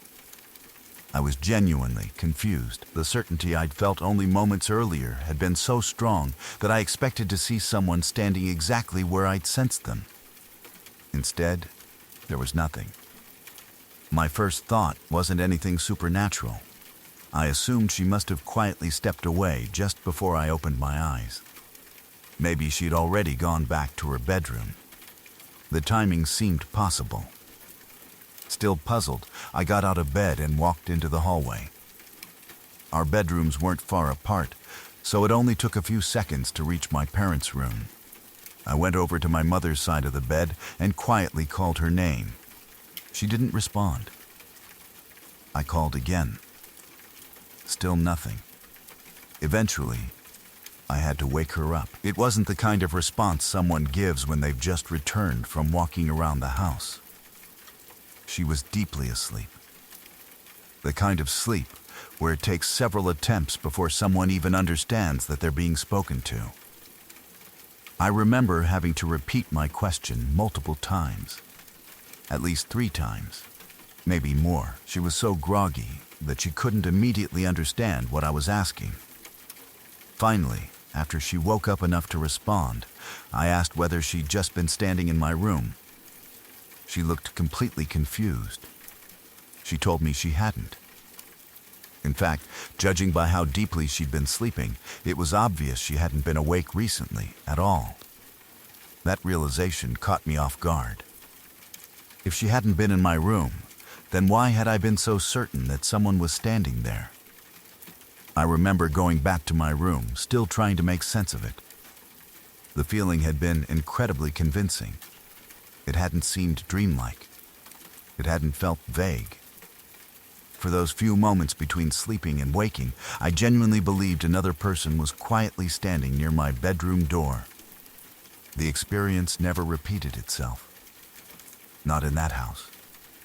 Not anywhere else. It happened only that one morning. As the years passed, I found myself thinking about it from different perspectives. The timing naturally stands out. It happened only a short while after my grandfather died. Because of that, part of me has occasionally wondered whether the experience somehow had something to do with him. Grief has a way of making us search for meaning, especially after losing someone close. Many people report unusual experiences following the death of a loved one, whether it's sensing their presence, dreaming about them vividly, or feeling as though they're nearby. Those experiences are surprisingly common. At the same time, there are also well-established psychological explanations.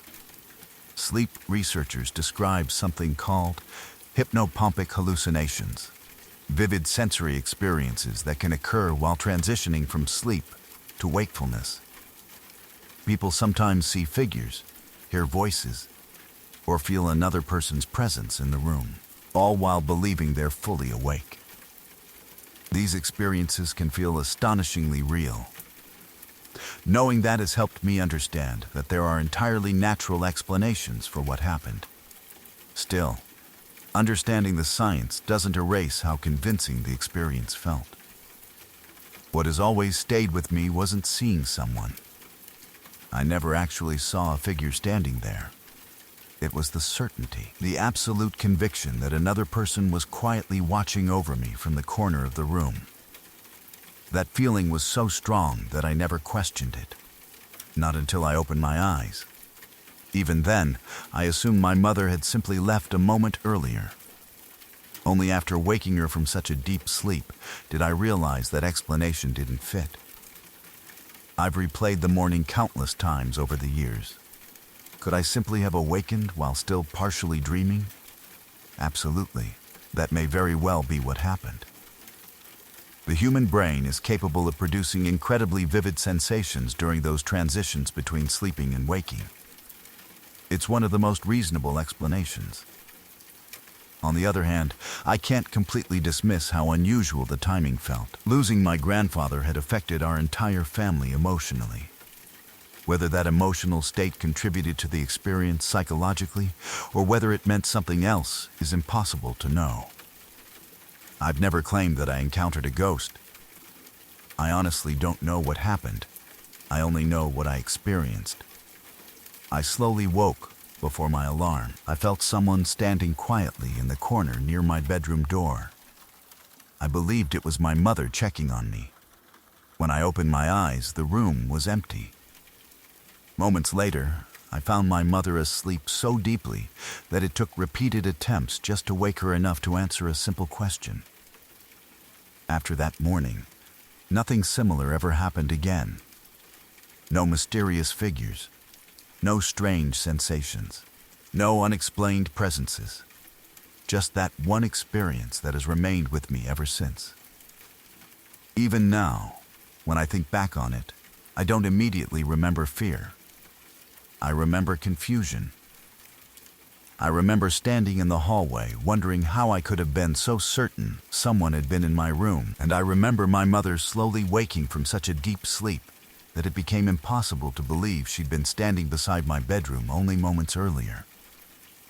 Whether the experience was simply a vivid moment between sleep and wakefulness, or something I'll never fully understand, is a question I've never been able to answer. All these years later, it remains one of the few moments in my life that still resists any explanation I can say with complete confidence. Sometimes I lean toward the scientific explanation. Other times, especially when I think about how soon it happened after losing my grandfather, I find myself wondering if there was more to it. The truth is, I'll probably never know. All I know is that one quiet June morning, just before my alarm was due to ring, I was absolutely convinced that someone was standing silently in my room. When I finally opened my eyes, there was no one there. And despite looking for an answer immediately afterward, I never found one.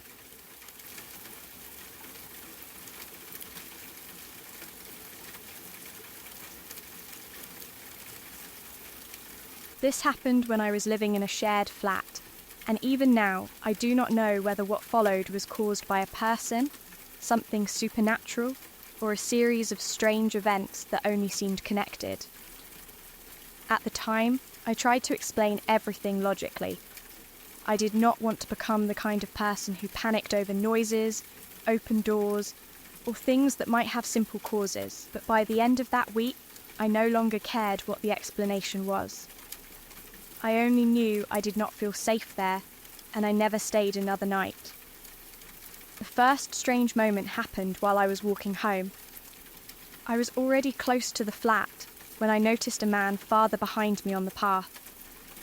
He was walking in the same direction I was, but he was too far away for me to see his face or any clear details. I could only tell that he was an adult man moving at a normal pace. At first, I did not think anything of it. People walk in the same direction all the time, especially near homes and apartment buildings. There was no reason to assume he was following me. He was not running, calling out, or trying to catch up. Still, one detail felt slightly unusual. There was almost nothing else down that path. The route mainly led toward the building where my flat was located. It was not a busy street with several shops, side roads, or public buildings. Someone walking that way was probably going to the same area. I looked back only once or twice. The man remained far enough behind that I could not tell whether he was watching me. He may not even have noticed me. I reached the flat, went inside, and closed the door. Because he had been so far away, I did not wait near a window to see where he went. I did not check whether he entered the building or turned somewhere else. At the time, he seemed unimportant. Later, I wished I had paid more attention. That night, I locked my bedroom door before going to sleep. I always locked it. The room had a simple lock that used a single key, and I kept that key inside with me. No one else should have been able to enter while I was sleeping unless they forced the lock. Living with flatmates means sharing kitchens, bathrooms, hallways, and common areas with other people. Even when you trust the people around you, having a lock on your bedroom gives you privacy. My room was the one space that belonged only to me.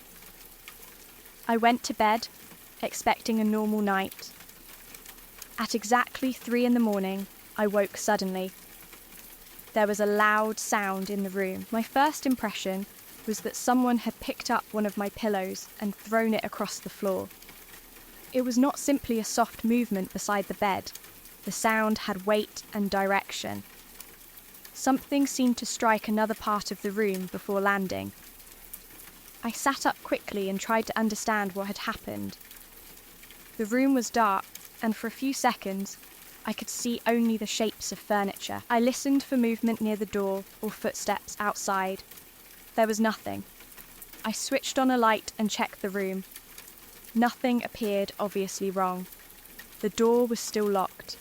The key was where I had left it. No one was under the bed, inside the closet, or standing in a corner. One of the pillows may have been on the floor, but because I had been sleeping, I could not be completely certain where it had been before I woke. I could have pushed it away while turning in my sleep. People move objects without realizing it at night. A pillow can slide from a bed and make a surprisingly loud sound when it lands. That was the explanation I accepted. I placed everything back where it belonged, checked the lock again, and returned to bed. The next night, it happened again. I woke at 3 a.m. to the same kind of sound. It again seemed like a pillow had been thrown across the room. This time, I became more alert immediately. I sat up and looked around, expecting to catch something moving. The room was empty. The door remained locked. I checked the time. 3 o'clock. I began feeling uncomfortable, but I still told myself it was a coincidence. Perhaps my body naturally woke around that time. Maybe a noise from the building happened every night at 3 and caused me to move suddenly in my sleep. The mind can also create a quick explanation when someone wakes from a dream. If I heard a knock from another flat, I might have believed it came from a pillow hitting the wall. I did not remember dreaming, but that did not mean I had been fully awake when I heard the sound. On the third night, I locked the room more carefully. I looked around before bed and made a mental note of where everything was. I placed the pillows properly and kept the floor clear. I wanted to know whether anything truly moved. At 3 a.m, I woke again. The sound came from somewhere across the room.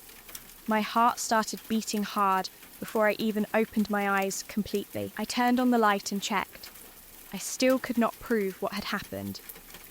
A pillow or soft item seemed out of place, but I could not say with complete confidence that I had not moved it myself. I was asleep before every incident, and no matter how carefully I arranged the room, I could have disturbed things during the night. The event repeated for 6 consecutive nights. Every night, I woke at exactly 3. Every time, I had the same powerful impression that a pillow had been thrown across the room. I never saw it moving. I never caught anyone inside. I never found the door unlocked. That made the experience difficult to explain to other people. If I said someone was entering my room, they would ask how. If I said an object was moving by itself, they would ask whether I had actually watched it happen. I had not. I only woke to the sound. By the 4th and 5th nights, I began dreading 3 a.m. I would lie in bed wondering whether I should stay awake and watch the room. I tried to keep my eyes open, but eventually exhaustion took over. Then the sound would wake me. I considered setting up a camera, but I did not have a proper one ready, and at the time, I still believed the explanation would turn out to be something ordinary. Perhaps a flatmate left for work at 3 and shut a door loudly. Maybe pipes inside the walls made a sudden knocking sound. A boiler or heating system could switch on at the same time every night. The building might have had a scheduled machine or pump that created vibration. Those explanations made more sense than a person entering a locked bedroom only to throw a pillow. Still, the sound seemed to come from inside the room. I began checking the lock multiple times before sleep. I pulled the door after turning the key to make sure it was secure. I kept the key near me. Sometimes I placed a small object by the door so I would know if it opened. Nothing showed signs of movement. The door stayed locked every morning. After the 6th night, the strange waking stopped. The next night, I slept through 3 a.m. Then another night passed without anything happening. A full week went by. The silence made me feel better. I began believing I had experienced a temporary sleep problem caused by stress. Once I stopped expecting the sound, it disappeared. I tried to forget the man on the path. I tried to forget the 6 nights. Nothing else happened for several days, and the flat returned to normal. Then, I came home one day and found the front door open. I stopped before entering. The main door should not have been left wide open. Someone might forget to lock it, but leaving it open was different. Anyone passing could enter the building or flat. I listened from outside. I did not hear voices or movement. Part of me wondered whether someone had broken in. I entered carefully and called out to see whether any of my flatmates were home. One of them answered. I asked why the front door had been left open. They said they had locked it after coming inside. Then they added that maybe it had not closed fully. Sometimes a door catches against the frame and looks shut even when the latch does not engage. A small push, air movement or vibration can make it swing open later. That explanation was possible. Old doors can be unreliable. I tried not to overreact. Nothing appeared stolen from the common areas. My flatmate seemed calm, and there was no sign of an intruder. I shrugged it off and walked toward my bedroom. My door was closed. I unlocked it using the key and pushed it open. Everything inside had changed. All of my furniture had been rotated 180 degrees. The room looked like a reversed version of itself. Large pieces that should have faced one direction now faced the opposite way. Items that had been arranged along the walls were turned around. The bed, desk, chairs, or other furniture had been shifted in a deliberate way. This was not the result of someone searching through drawers quickly. Someone had taken time to rearrange the whole room. All of my smaller belongings had been gathered and piled in the centre of the floor. Clothes, personal items, objects from shelves, and anything else that could be moved had been placed together. I stood in the doorway, unable to enter. For several seconds, my mind tried to reject what I was seeing. I wondered whether I had entered the wrong room. That was impossible. It was my door, my key, and my belongings. I looked for signs that something had fallen or that furniture had been moved because of repairs. No one had told me about any work inside. My flatmates would not have rearranged everything without asking. This was far beyond a normal joke. Moving heavy furniture takes effort. It also makes noise. Whoever did it must have been inside for a long time. The front door had been found open. My bedroom had been locked. The key had remained with me. I called my flatmates and showed them the room. I asked whether they had done it. They denied it. Maybe they laughed nervously or thought someone else had played a prank. But I did not find it funny. The scene felt threatening. Someone had entered the one place I believed was secure. They had touched everything. They had changed the direction of the furniture as if they wanted me to know they had complete control over the space. Then they had piled my belongings in the middle like a warning. I checked the lock for damage. I do not remember seeing obvious signs that it had been forced. The door had opened, normally, with my key. A skilled person might have picked the lock. A flatmate could have copied the key. Someone might have removed or bypassed part of the door. But none of those ideas made me feel safer. I thought again about the man I saw walking behind me before the 6 nights began. Had he followed me to the building? Had he watched which flat I entered? Maybe he had found a way inside. Perhaps the noises at 3 a.m. were not dreams. What if someone had been entering my room while I slept? The thought made me feel sick. The door had always been locked, but a lock only protects you if no one else can open it. If the man had copied a key, learned how to pick the lock, or found another entrance, he could have stood inside the room while I was unconscious.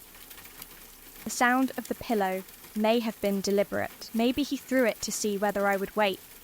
Perhaps he had been testing how deeply I slept. Each night, at exactly 3, he could have entered, made a noise, and watched my reaction. That explanation was horrifying because it meant the strange nights were not random. They might have been preparation. When the activity stopped for a week, maybe he was waiting until I relaxed. Then, he returned while I was away and rearranged the room. I searched for another way inside. I checked windows, walls, and any possible access point. I tried to determine whether someone could have climbed in from outside. Depending on the height and structure of the building, a window may have been reachable from a ledge, drain pipe, balcony, or nearby roof. Nothing obvious explained it. Even if someone entered through a window, moving all the furniture without being heard by flatmates seemed difficult. Maybe the flatmates were involved. That possibility crossed my mind, even though I had no proof. A group of people could have moved everything faster and kept the truth from me. They may have thought it was a joke. But why create such an unsettling scene? Why leave the front door open? Why deny it after seeing how frightened I was? It did not feel like a harmless prank between friends. It felt like someone wanted me to leave. Another possible explanation was that the furniture had not been turned exactly 180 degrees. Fear may have made the change seem more complete. than it was. But the room was clearly rearranged. The pile in the centre was real. No mistake in memory could explain that. I had left a normal bedroom and returned to a space that someone had deliberately transformed. I did not stay there that night. I did not wait to see whether the sound returned at 3 a.m. I packed whatever I needed and left. I may have returned later during daylight with someone else to collect the rest of my things, but I never again slept in that flat. People sometimes say I should have contacted the police immediately. Perhaps I should have. An open front door and a disturbed, locked room could indicate a break-in or stalking. Even if nothing had been stolen, someone entering and rearranging personal belongings is serious. At the time, I was frightened and wanted distance more than answers. I worried that the police would dismiss the event as a prank between flatmates. There were no clear fingerprints, camera footage, or witnesses that I knew about. I also feared what might happen if the person responsible learned that I had reported it. Leaving felt like the safest choice. After moving out, the 3 a.m. events stopped. I no longer woke to the sound of a pillow being thrown. I did not find doors open or rooms rearranged. That suggests the activity was connected to the flat, whether it was caused by a person or something else. It did not follow me. For a long time, I believed a human intruder was the most likely explanation. The man on the path may have targeted me. He could have entered the flat, tested my room, and later moved everything while I was gone. The idea of a stalker fits the open front door and rearranged furniture more easily than a ghost does, but there are still problems. Why wake me at exactly 3 for 6 nights? Why throw a pillow but do nothing else? How did he enter a locked room without leaving damage? Why move heavy furniture instead of stealing valuables? A stalker might do those things to frighten someone, but the behaviour was unusually controlled. A supernatural explanation is also difficult. People often connect 3 a.m. with paranormal activity. A locked room, moving objects and furniture being turned around could sound like a haunting. But there had been a real man walking toward the flat before everything started. That detail has always made the event feel more human. Perhaps the man had nothing to do with it. He may have lived nearby or visited someone in the same building. The timing could be coincidence. My sleep problems may have been caused by stress, and the room could have been rearranged by flatmates as a cruel joke. Those are separate explanations that require no single frightening person. Still, my mind continues joining them together. A man follows the path toward the flat. That night, I wake at 3. The same thing happens for 6 nights. The activity stops. A week later, the main door is found open. My locked bedroom has been completely rearranged. It feels like a sequence. The most disturbing thought is that the furniture may have been turned while someone waited for me to come home.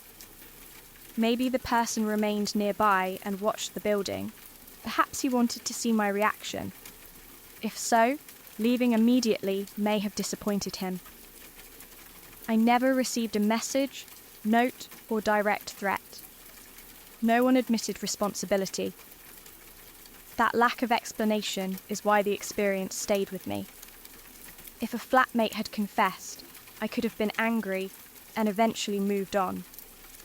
If police had found an intruder, I would know who did it. If there had been visible damage to the lock, I could explain how someone entered.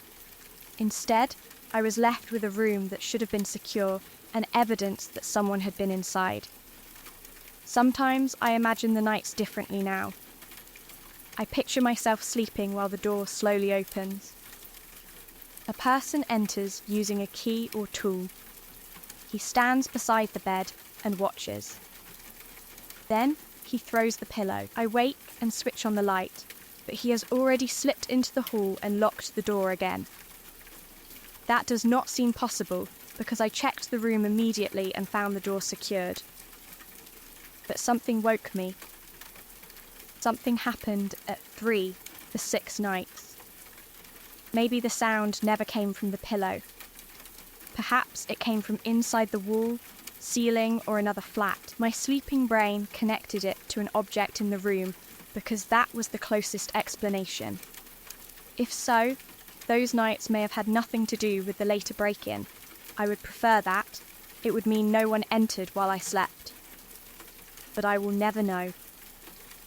The image I remember most clearly is the moment I opened the bedroom door after finding the entrance to the flat open. The entire room seemed wrong. Furniture faced the opposite direction. My belongings sat in a pile in the centre. It looked less like a robbery and more like a message. Nothing important needed to be taken. The purpose was to show me that the lock did not protect me. Whoever or whatever did it wanted me to understand that the room was not truly mine. I understood. I left. Some people may say I overreacted. Maybe it was a prank. Maybe the flatmates knew more than they admitted. But after 6 nights of waking at exactly 3 to unexplained sounds, I was not willing to wait for another event. A room is supposed to be the place where you feel safest. Once someone enters it, touches everything, and rearranges it while the door is locked, that feeling is gone. I never stayed another night because I did not want to wake at 3 and discover that this time the person who moved the furniture had decided to stay.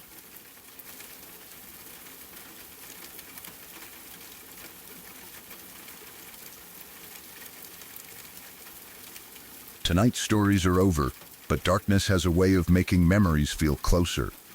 Some people never forgot what they saw. Others never learned what was behind the sound, the voice, or the shape waiting just outside the light. Tell me in the comments which story you will be thinking about after this ends. Subscribe to Wickless Night for more true accounts from the hours when no one wants to be awake alone.